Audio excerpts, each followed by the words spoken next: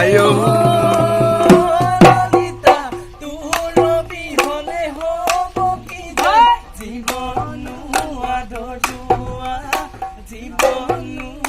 মই personally guarantee লৈছো আপোনালোকে বেষ্ট প্ৰডাক্ট পাব অসমৰ ভিতৰত।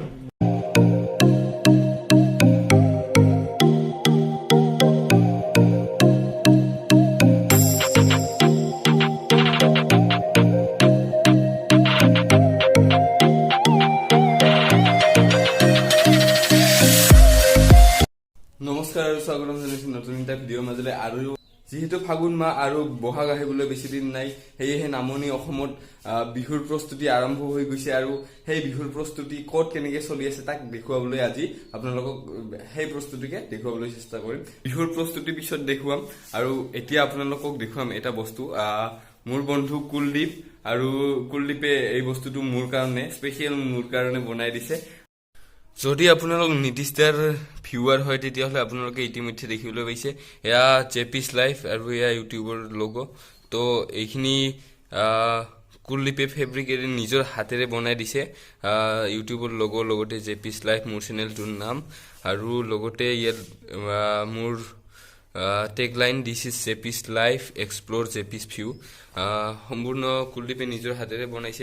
যদি আপোনালোকেও বিচাৰে এনেকুৱা ধৰণৰ কিবা বস্তু বনাবলৈ তেতিয়াহ'লে কুলদীপক কণ্টেক্ট কৰিব পাৰে। আৰু লগতে কুলদীপৰ এটা ইউটিউব চেনেলো আছে য'ত সি গেম প্লে ভিডিঅ' আপলোড কৰে, মানে PUBG game play video' upload কৰে, অসম এলিয়েন এক্স বুলি। আপোনালোকে সেই চেনেলটো চেক আউট কৰক আৰু তেওঁক ছাপোৰ্ট কৰক।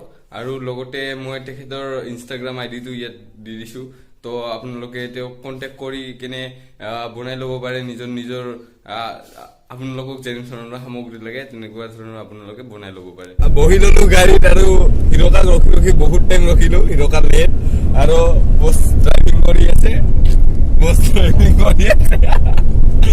আৰু হিৰকা কিয় লেট হ'ল? পূজা আপি পূজা না ঘৰত পূজা? ঘৰৰ পূজা প্ৰসাদ আনিছে, এইবাৰ প্ৰসাদ খাম আৰু চাই থাকিম আৰু ক'ত কি পাওঁ।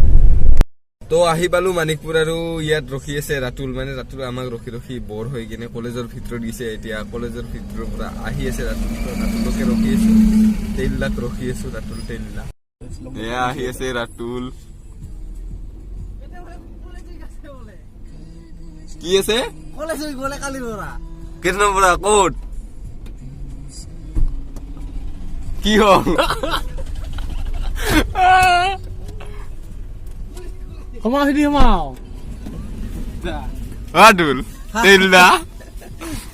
কি কৰি আছিলি কলেজত? এনে আছিলো লেকচাৰ মাৰি। এই আমাৰ তেইলাকা বহি গেল গাড়ীত আৰু এইবাৰ আমি যাই আছো। তোৰ ক'ত যাম আমি? বিহুৰ প্ৰস্তুতি চাবা। বহলপুৰ যাই আছো আমি। বিহুৰ প্ৰস্তুতি চাম, মানে কেনে ধৰণৰ নামনিত কেনেকে বিহুৰ প্ৰস্তুতি চলি আছে তাকে দেখুৱাম আপোনালোকক। আচলতে জেগাখিনিৰ নাম পাতালপুৰ, আমি বহলপুৰ ভাবিছো। প্ৰসাদ আনিছে ৰখাই, এতিয়া প্ৰসাদ খাম। তো এইগিলা এৰি খাই আছা আৰু আগৰ এটা মক্কেল উঠিব আছে আমাৰ লগত।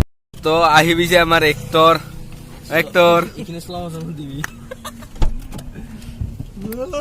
ইমানখিনিলৈকে ৰাস্তাবোৰ ভাল নাছিলে, এতিয়া ধুনীয়া ধুনীয়া ৰাস্তা আছে।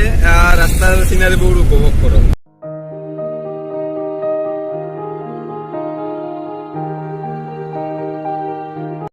তো আহি পালো এয়া বিজনী টোল গেট, মানে বন্ধ হৈছিলে আৰু নতুনকে খুলি দিলে টোল গেট।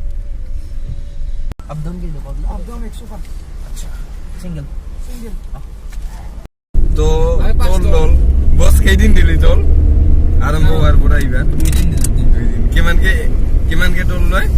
7 সিঙ্গেল, মানে একবাৰ যাওঁতে সিঙ্গেল, মানে এটা বাৰ এক বাৰ যদি 7 বাৰ হিচাপত ধৰবা যায় এক বাৰৰ সিঙ্গেল 70 रुपीस আৰু আপ ডাউন 105 না মিঙ্গেলত 105 24 ঘণ্টাৰ টাইম। তো সৰু গাড়ীৰ কাৰণে এইখিনি, আৰু বাইকতো জানাই ফ্ৰী।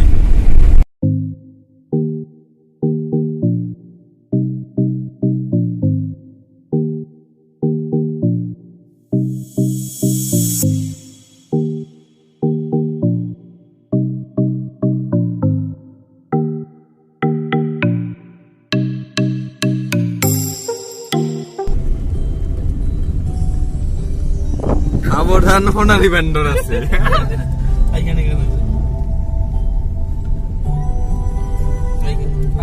তো ইফালেদি যায় ৰাভাপাৰাতো যাম বেছি দিন নাই ৰাভাপাৰাতো যাম আৰু ৰাভাপাৰা সুন্দৰ সুন্দৰ দৃশ্য আপোনালোক ইফালে যায় ৰাভাপাৰা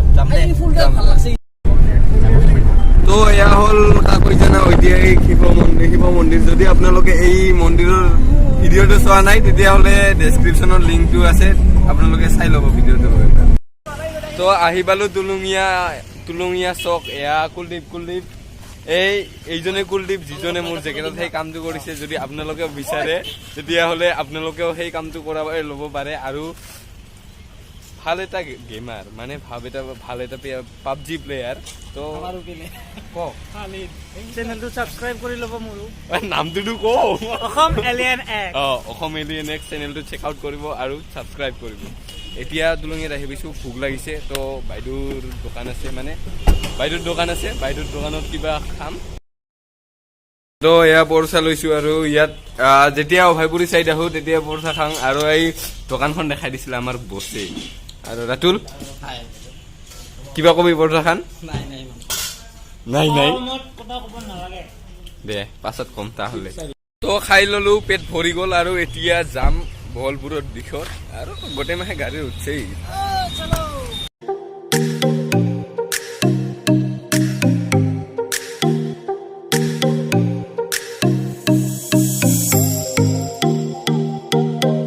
দুয়োবাৰে আছিলে এই গছ কিন্তু এটা চাইডতে ফ্লাইঅভাৰ বনোৱাৰ কাৰণে এনেকুৱা গছ আছিলে এইটো চাইডতো কিন্তু ফ্লাইঅভাৰৰ কাৰণে গছবিলাক কাটি মানে বহুত ভাল লাগিছিল আগতে এতিয়া ভাল নালাগা কি কৰিব আৰু বনাব লাগে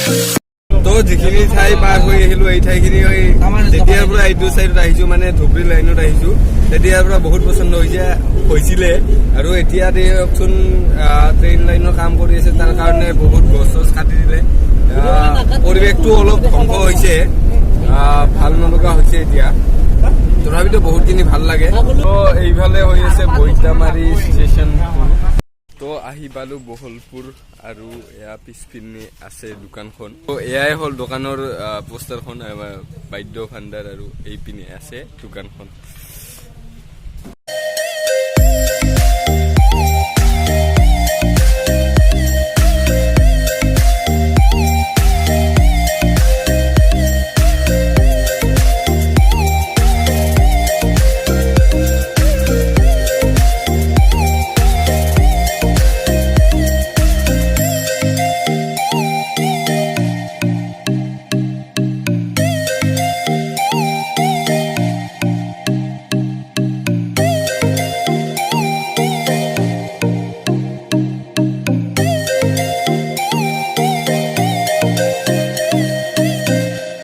আহিছো এয়া হ'ল জেঠাৰে দোকান মানে জেঠা হ'ল শম্ভুদাৰ দাদা দেউতা শম্ভুদাৰ বাবা এয়া জেঠা আৰু জেঠাৰ পৰা দুটামান কথা জানিব বিচাৰিম জেঠা এইবাৰ কিমানটামান ঢোলৰ অৰ্ডাৰ আহিছে বৰ্তমান 30-35টা 30-35টা আৰু কিমান মান ৰেঞ্জৰ হয় ঢোলবিলাক মানে কিমান মান দাম কেইটা দাম 4,000ৰ পৰা 7,500 4,000 পৰা 7,500 7,500 মানে 30টা মান ভাল বেয়া আছে না কাঠ সব আৰু তাৰপিছত এই জেঠা এই খালি ঢোল চলে বনাই নে আৰু কি কি বনাই আপোনালোকে কি বাদ্যযন্ত্ৰ সবই পাবো মানে চামৰাৰ গোটেইখিনি চামড়াৰ বস্তু সবই আছে আছে নাগৰা আছে দোতৰা সাৰেন্দা খমক সব পায় বিভিন্ন বস্তু চামড়াৰ আৰু জেঠা এই ৰেডিমেড ঢোলবিলাক যদি কোনোবাই অৰ্ডাৰ কৰাও নাই যদি ৰেডিমেড ঢোল লগা হয় আছে না আপোনাৰ লগত 5,000 4,500 4,500 5,000 আহিলে পাই যাব মানে জেঠা ইয়াত কৰ পৰা কাষ্টমাৰ আহে আপোনাৰ ইয়াত সৰভুক পাটলাদোহা বিজনি অভয়পুৰি মানে নামনি অসমৰ প্ৰায়ভাগ আহে ধুবড়ি লোৱাৰ আছামৰ চবচে পপুলাৰ দোকানখন হ'ল এইখন দোকান মানে বাদ্যযন্ত্ৰ ঢোল চোলৰ কাৰণে চবচে পপুলাৰ দোকান মই জনাত এইখন দোকানে লোৱাৰ আছামত বহুতখিনি পপুলাৰ আৰু বহুত ডিষ্ট্ৰিক্টৰ পৰা মানুহ আহি ইয়াৰ পৰা লৈ যায় ঢোল তো আপোনালোকেও আহিব পাৰে আৰু আহি কিনে ইয়াৰ পৰা ঢোল লৈ যাব পাৰে তো এয়া ঢোল ভাল কৰিবৰ কাৰণে দি থৈছে আৰু এয়া ইয়াৰ পৰা চাপ্লাইও দিয়ে জেঠাহঁতে এই ঢোল চাপ্লাইও দিয়ে ইয়াত ঢোল বনাই থৈছে আৰু এয়া বহুত অসমৰ বিভিন্ন ঠাইত এয়া ঢোলবিলাক চাপ্লাই হ'ব এয়া হ'ল সৰু চাইজৰ ঢোল বাচ্ছাৰ কাৰণে বনাই থোৱা ঢোল আৰু এয়া চববিলাক মানে বহুতখিনি ঢোল ইয়াত দেখিবলৈ পাইছোঁ আৰু এয়া ঢোলৰ খুলি আছে সৰু ঢোলৰ খুলি ডাঙৰ ঢোলৰ খুলি ইয়াত নাগাৰাৰ কাৰণে বস্তু আছে খোলৰ কাৰণে বস্তু খুলি আছে মানে বহুত বস্তু আছে ইয়াত ডবাৰ কাৰণে সেইপিনে আছে ডবাৰ কাৰণে এয়া নগৰাৰ কাৰণে নাগাৰাৰ কাৰণে আৰু এয়া ঢোল এয়া খোল চবখিনি মানে এওঁলোকে বনায় এতিয়া আপোনালোকক এটা কথা কৈ লওঁ যে আপোনালোকে যদি ইয়াত আহি কিনে ঢোল বনায় যদি অৰ্ডাৰ কৰি ঢোল বনাই দি যায় তেতিয়াহ'লে আপোনালোকক মই পাৰ্চনেলি গেৰেণ্টি লৈছোঁ আপোনালোকে বেষ্ট প্ৰডাক্ট পাব অসমৰ ভিতৰত বেষ্ট প্ৰডাক্ট ইয়াতে আহি পাব যদি আপোনালোকে আহি ভালকৈ ঢোলটো অৰ্ডাৰ কৰি যায় বেষ্ট প্ৰডাক্টৰ গেৰেণ্টি মই লৈছোঁ কাৰণ মই নিজে ইমান দিনৰ পৰা আহি আছোঁ ইয়াত জেঠাহঁতৰ এতিয়া শম্ভুদাৰ লগত বহুত দিনৰ পৰা চিনাকি তো আপোনালোকে আহক আৰু ইয়াত ঢোল বনাওক বেষ্ট অসমৰ বেষ্ট ঢোল ইয়াত পাব তো ইয়াত আমাৰ বিহুৰ প্ৰেক্টিচ আৰম্ভ হৈ গ'ল বছে বজাই আছে ঢোল ৰাতুলে নাচি আছে পুৰা মাহল ৰেডি হৈছে ইয়াত আয়ো